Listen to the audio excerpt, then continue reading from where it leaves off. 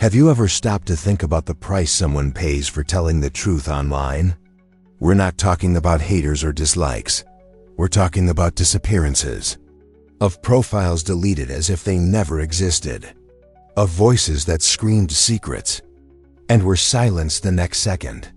This story goes far beyond likes, algorithms, or engagement. It's a dark dive into an underworld that blends technology, manipulation, and the cruelest side of digital power. Judge less and listen more, because what you're about to see is real enough to disturb even those who think they're safe. Lara wasn't a heroine.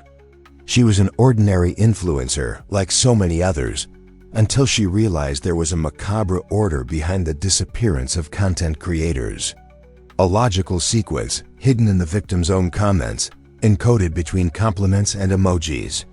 When she began investigating, she discovered something no one wanted to believe. Algorithms don't just suggest what you see. They decide who deserves to be seen and who should be erased. Get ready to learn about a secret network of digital blackmail, wiretaps, silence contracts, and an artificial intelligence that doesn't forgive anyone who tries to break the rules. This isn't a conspiracy theory, it's a warning. And by the end of this video, you'll be asking yourself, what if the next name on the list is yours? Lara has always been detail-oriented, but something in influencer Amanda Keller's comments caught her attention viscerally. It wasn't just a generic, "take care." It felt like a coded warning. Next is B, watch your back. To many, it was just another marketing ploy from someone about to launch a new cosmetics line or engage followers in yet another digital reality show. But Lara couldn't ignore the silent weight of those words. When Amanda disappeared days later, leaving behind a canceled appointment, a dead phone, and a silent channel, her unease turned to rational fear. This wasn't fiction, it was pattern. And this pattern screamed for understanding. It was then that Lara cross-referenced the names of the latest influencers to disappear and saw a cold, binary-coded pattern, ABC. The alphabetical order emerged as a sentence. Amanda Brooke. Who was the letter C? As she studied further, Lara began to realize that all the disappearances had something in common beyond their initials. They were all about to expose scandals involving major brands. The influence that once generated contracts and status now seemed like a fatal trigger. Those who dared break the cycle of silence, who spoke the truth, were systematically erased. But what Lara felt wasn't just fear. It was a deep sense of justice, of empathy for each face that disappeared from the feed and from collective memory. She knew she couldn't ignore it. And even carrying the natural insecurity of someone beginning to unravel the unspeakable, she chose courage. It wasn't about being a hero, but about not being an accomplice.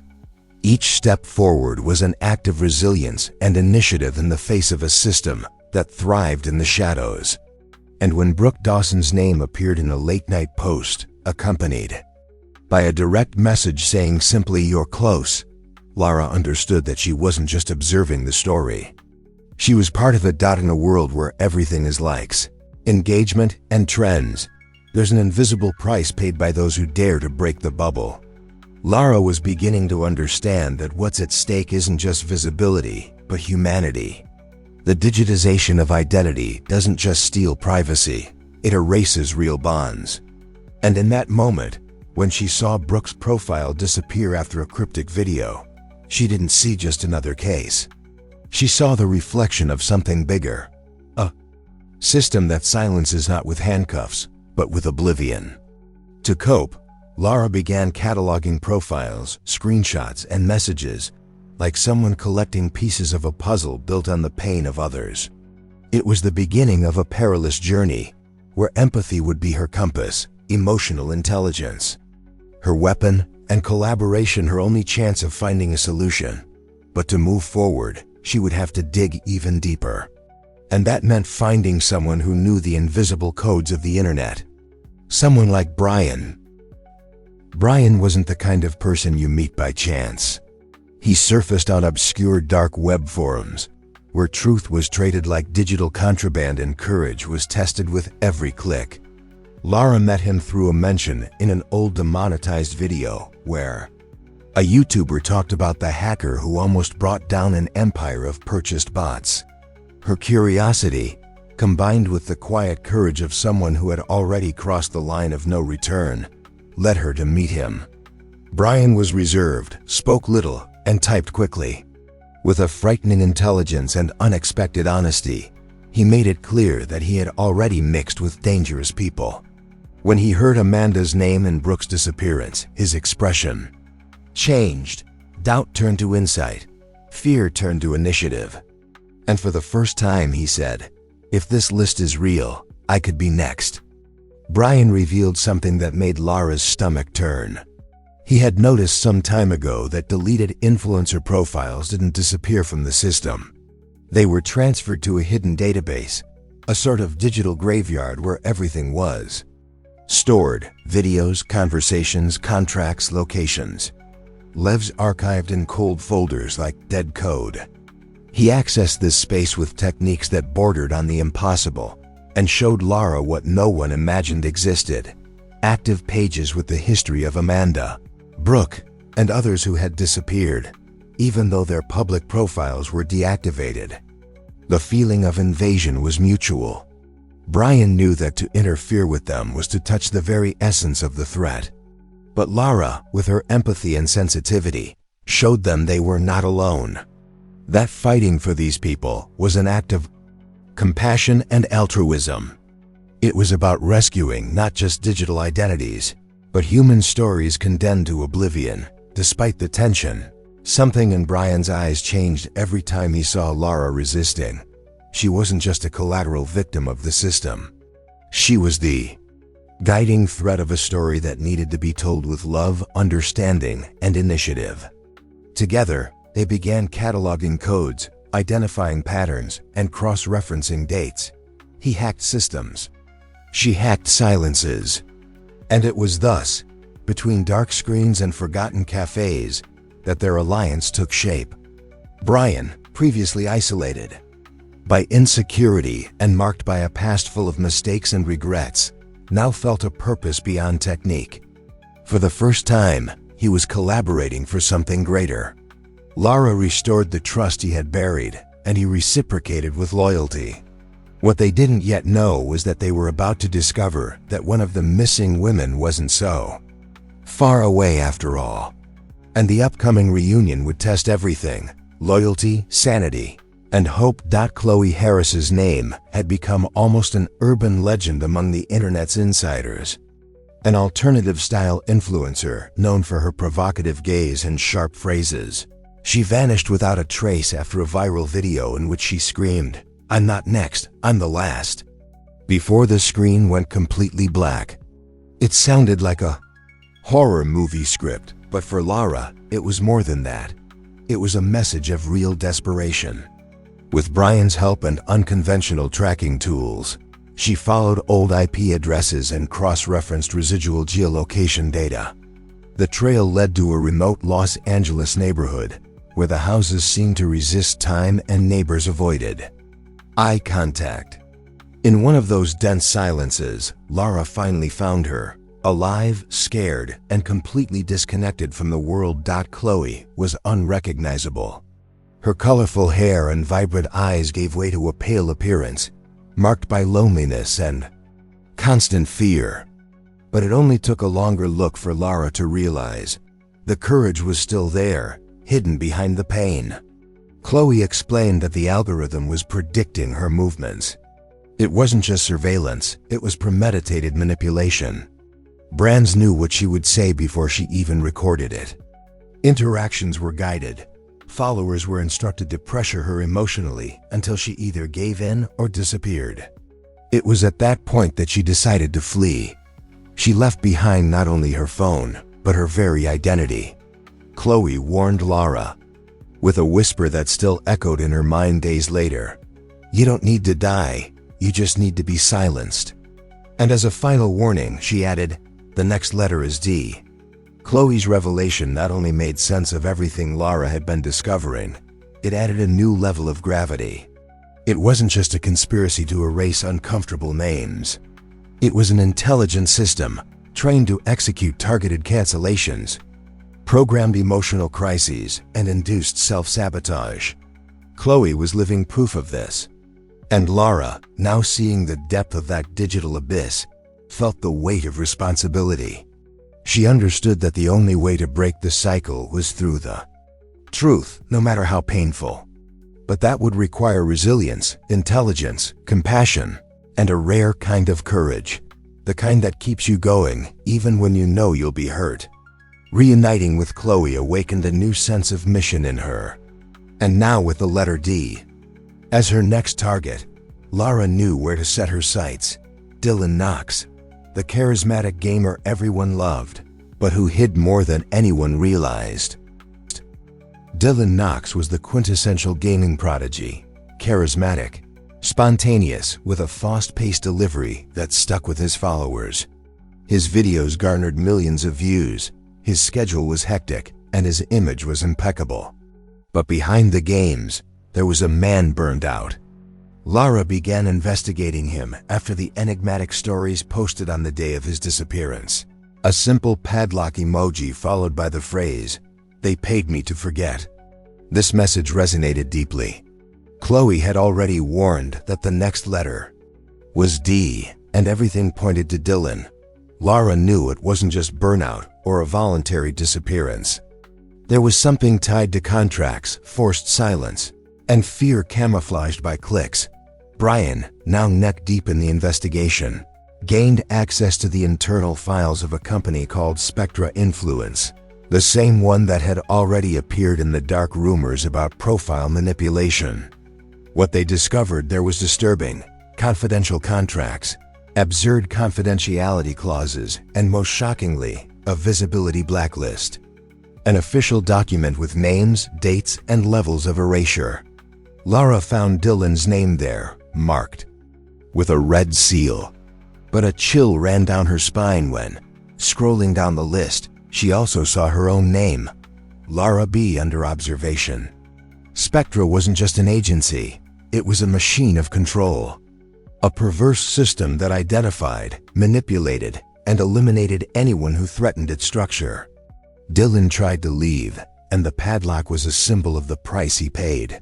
The discovery stirred a mix of emotions Lara had never felt with such intensity. Fear, of course, but also anger, compassion, and an unshakable sense of justice. There was the truth. It wasn't just about influencers. It was about control, power, and silence as a tool of oppression. Dylan, despite his reach, was swallowed up. And that meant no number of followers could protect someone from planned invisibility. Lara and Brian knew they were now on a collision course with a force operating outside the law, but at the center of the digital world. Lara's name on the list was a sentence, but also a choice: remain silent and survive, or fight and be erased. To understand how to delve deeper, they would need the help of someone who had been inside this system and escaped. And that person? Lived in Miami, went by the name of Madison, and held truths that could change everything. Amidst the humid Miami heat, amid honking horns, mirrored buildings, and bustling avenues, Lara encountered Madison Green, or what remained of her.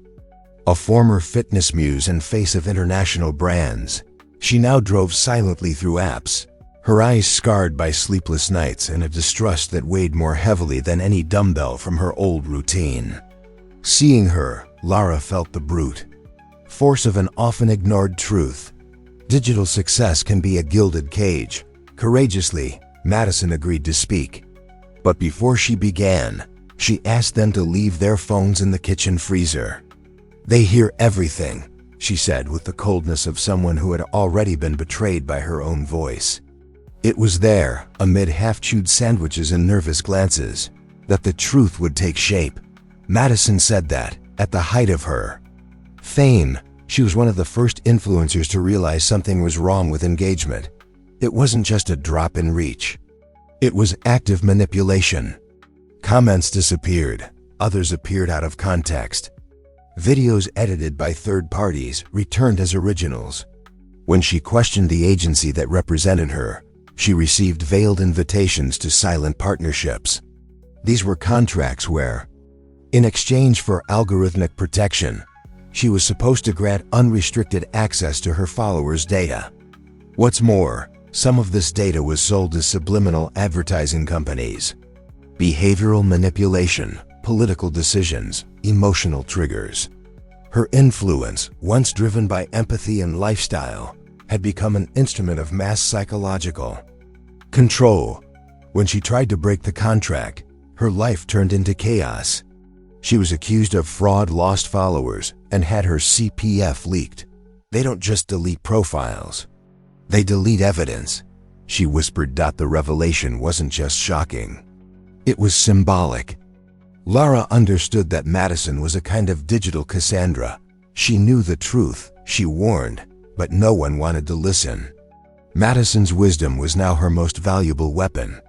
Seeing how that woman resisted, even invisible, even forgotten by the world that applauded her, Lara rediscovered the value of resilience and dignity. The conversation rekindled in her the need to document everything.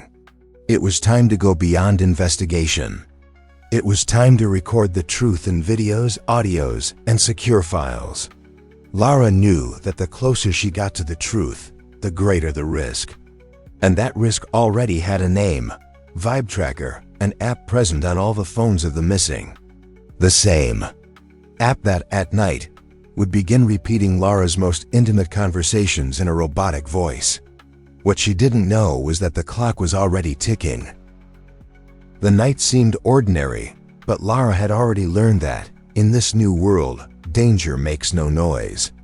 She was alone in a hotel room, the walls too white for her liking, trying to review the files Brian had encrypted. Everything seemed peaceful. Until her virtual assistant, the one who always responded with calm voices and restaurant suggestions, whispered a sentence that made her body freeze. "You said you were scared."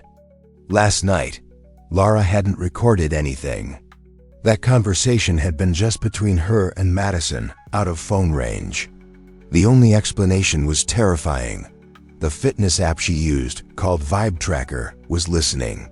Not like someone listening to background music, but like someone collecting, storing, and reacting.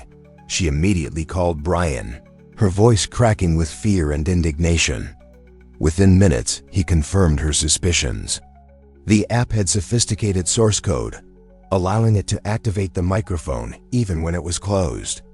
A modern Trojan horse, installed on thousands of devices by influencers who thought they were simply monitoring their heart rate or water consumption. Brian showed recordings of nighttime broadcasts, snippets of private conversations, data that should never have been collected. Every breath, every confession, every crisis captured by the app was sent to private servers owned by a shadowy holding company. Lara felt nauseous. It was as if her humanity had been sold in exchange for a well-edited feed. And worse, all the names on the blacklist used the same app. It was the invisible link between all the disappearances. When Lara tried to delete the app, her phone froze. The screen flashed for a few seconds, and then a new message appeared, as if the machine itself knew the game was underway. Letter L countdown started. It was confirmation that she had crossed the line. There was no turning back. The algorithm now recognized her as a direct threat. Lara took a deep breath, immersed in solitude, but also strengthened by the wisdom she had accumulated. There was no point in running away. It was necessary to act. There, in the dark, with fear knocking at her door and technology against her, she did something symbolic. She grabbed a physical notebook and began writing by hand. It was an act of resistance, of emotional intelligence, of self-love. And it was in this almost romantic gesture that she decided to move forward. But what she didn't yet know was that her greatest enemy had been right beside her the whole time. Brian was hiding something that would change everything. Trust, when born amidst chaos, has a bittersweet taste. Lara had grown accustomed to Brian's presence, like someone trusting a parachute. cautiously, but confident it would work when everything collapses. However, some things began to weigh on her. Files omitted, evasive answers, silences at crucial moments. It was as if one part of him was fighting another, trying to protect something he didn't want revealed. Until, faced with a sequence of codes that only he seemed to understand, Lara decided to confront him. The room grew cold, the air between them cracked with distrust. And then Brian confessed, his voice breaking, his eyes unable to meet hers. "I worked for them. For Spectra Influence. I helped build the system that's hunting you." The ground sank. Lara felt a devastating mix of fear, disappointment, and anger. How could someone who had been by his side throughout the entire investigation be part of the machine? Brian explained that years ago, he was hired as a junior developer to build a content moderation AI. The proposal was simple: create filters to identify toxic content and automate reporting. But the truth was different. The code he developed was repurposed to track high-impact behavior and flag anyone who sparked organic movements, structured reports, or collective consciousness as systemic threats. He had been a pawn, but now he understood he had been complicit. "At the time, I thought I was doing something good. Today, I know I was part of the problem." His teary eyes, his broken posture, revealed not only guilt but a genuine desire for redemption. The revelation tore Lara apart. She saw in Brian a reflection of something deeper. How many of us have contributed, even unintentionally, to systems that harm others? His betrayal wasn't just personal. It was symbolic. It was about how the digital world, with all its innovation, also demands ethical responsibility from us, an emotional intelligence that goes beyond the logic of code. Yet, amidst the pain, Lara saw in Brian the spark of forgiveness. The same man who helped program the machine now offered to dismantle it piece by piece. But trust, like all things precious, would need to be regained. And Lara, even torn, understood that the struggle was greater than one person's mistakes. If anyone could help her break that cycle, it was precisely someone who knew him inside out. The opportunity to turn the tide would soon arise in a risky broadcast delivered by someone not yet ready to disappear: Jack Monroe. Jack Monroe was never afraid to speak his mind. He was an influencer in the financial world, but his content went beyond charts and investments. He spoke about consumer ethics, the psychological manipulation behind campaigns, and how digital capitalism created disposable influencers and followers addicted to validation. When Lara learned that Jack planned to host an anonymous livestream to expose Spectra Influence, she and Brian were on high alert. It was an act of extreme courage, an attempt to use his own exposure as a shield. Jack knew he was being targeted. He was tired of being complicit in a system that sold freedom, but delivered control. The livestream began with a sentence that silenced everyone watching. "If you're watching this, it's because I chose not to be silent." For over 15 minutes, Jack poured out truths like pouring gasoline on a corroded structure. He showed documents, files, and screenshots of contracts with silence clauses. He exposed the names of companies that bought trending topics and sold cancellations on demand. He talked about how algorithms were tuned to create emotional crises in influencers and generate engagement from the suffering of others. But then, something strange happened. The screen froze. The audio failed. A connection error warning obscured the image. Lara and Brian tried to reconnect, but the broadcast had been dropped. Hours later, a news report broke the silence. Jack's apartment had caught fire. Firefighters found no one. But a screenshot captured by a bystander revealed what was perhaps the most frightening piece of the puzzle. Behind Jack, in the reflection of the window, was a figure with a glowing on its chest. A symbol, a signature. Lara's world turned upside down. The feeling was one of helplessness, but also of urgency. Jack had tried to break the cycle and in the process activated something bigger. The hunting algorithm fed on the attempted denunciation. The more the truth spread, the fiercer the system's response. It was a cruel logic, but true. Still, there was something sacred in that gesture. Jack delivered the last piece before disappearing. He proved there was a force greater than fear, the will to free. With renewed emotion and hope, Lara understood she could no longer simply react. She needed to act. But to do so, she would have to be strategic. And so the idea of creating a digital trap emerged. A manipulated, controversial, provocative trending topic. The next step was bold. And she knew, if it worked, the predator would come for her. There came a time when Lara understood. Running away was no longer an option. Every step of silence was a victory for the machine. So she did the unthinkable. Instead of hiding, she decided to be more visible than ever.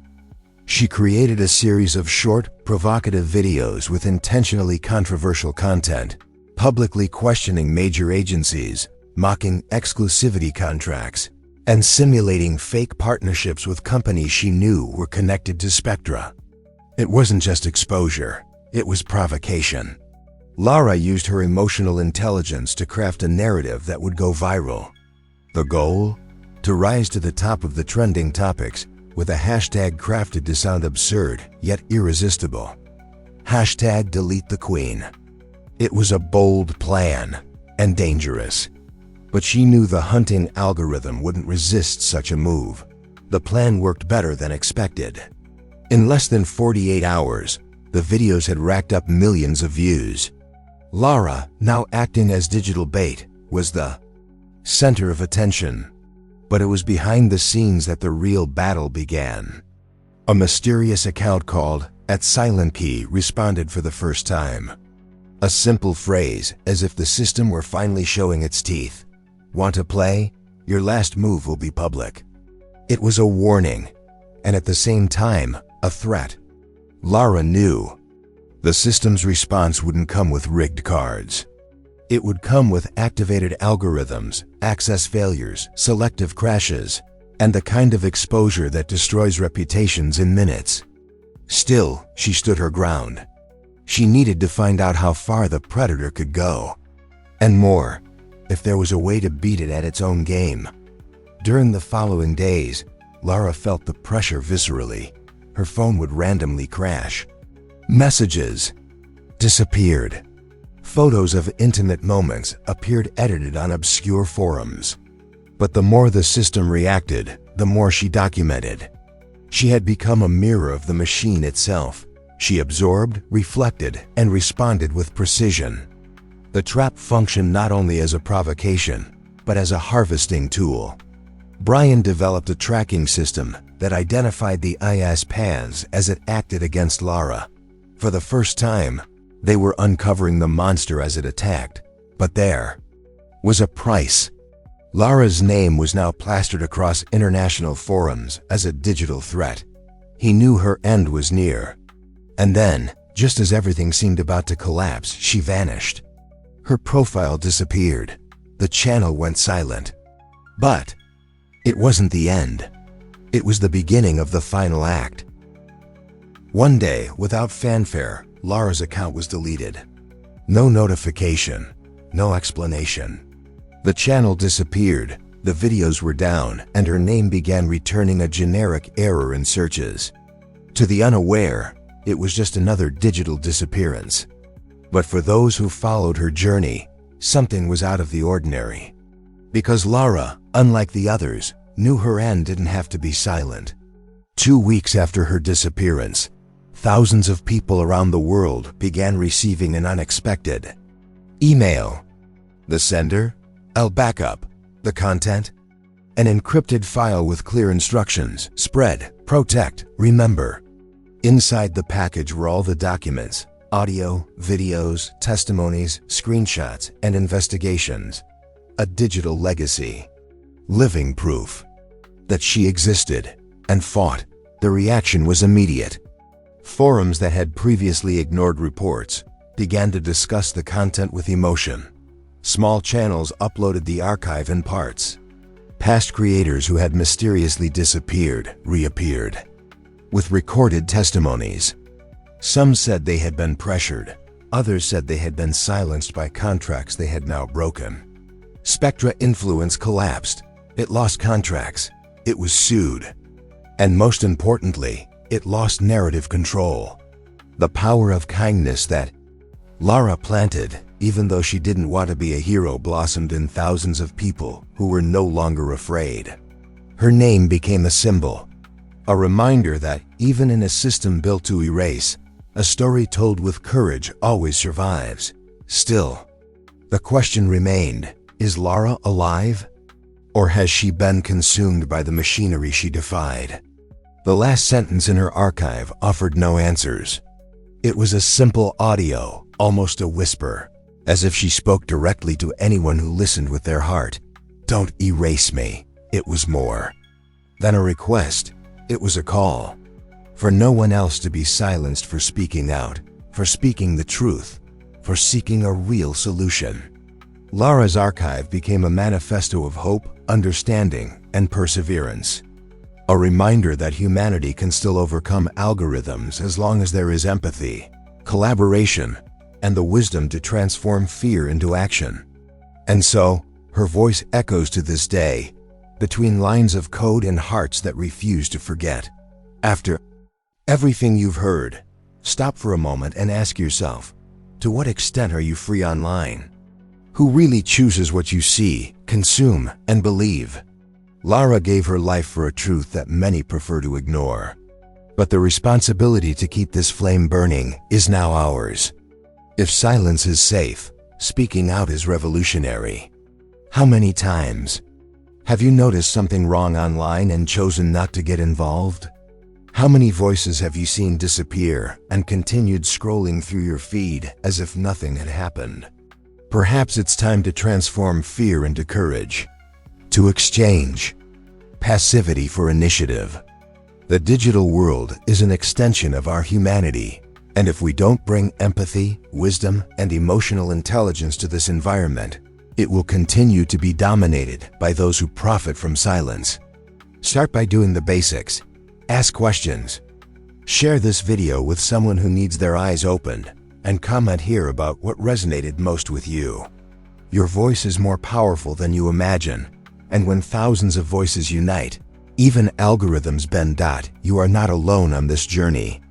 Each story like this is a reminder that the power of kindness, collaboration, and truth is greater than any machine. So if this content touched you, if it awakened something within you, if it made you think differently, if it made you feel something, subscribe to the channel, turn on notifications, and join the community of those who believe that information is a weapon and the love of truth is ammunition. Because remembering is resisting, and resisting is not being erased.